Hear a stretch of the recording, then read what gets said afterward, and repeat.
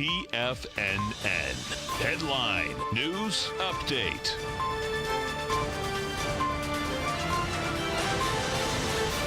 Good afternoon, everybody. I'm Tommy O'Brien, coming to you live from TFNN headquarters in St. Petersburg, Florida. 1 p.m. Eastern Time, 3 hours left to go in the trading day on Wednesday. We had Tesla earnings after the bell today. We had Apple earnings after the bell yesterday. NASDAQ, on the heel of those Apple earnings, we'll jump over to Apple, was up about 4 to 5% for most of the trading day so far. And the NASDAQ positive by 17 points, trading at 76.89. You get the Dow negative 65 points, trading at 25,349. And the S&P is negative by 5, trading at 28.11.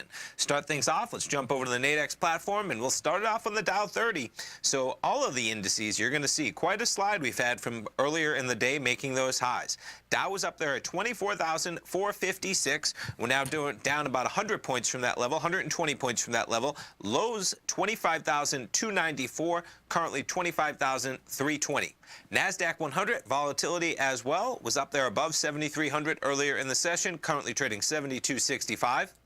S&Ps with quite a slide to the negative side as well, up there above 28.25, slides all the way down to about 28.08, currently trading 28.11 in the September S&P 500 futures.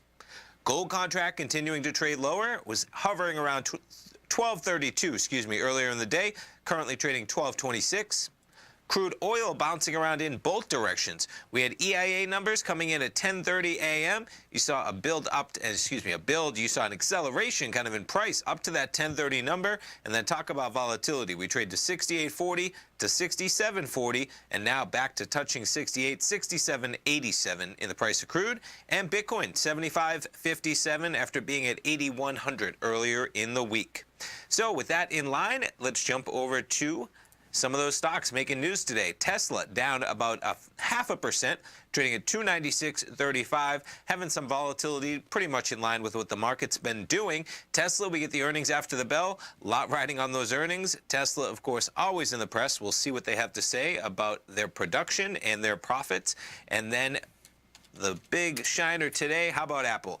200.05, 200 right on the dot, up about 5% today. In order for Apple to become the first $1 trillion with a T trillion-dollar company, it would need to trade up to 203.45 with about 4.9 billion shares outstanding.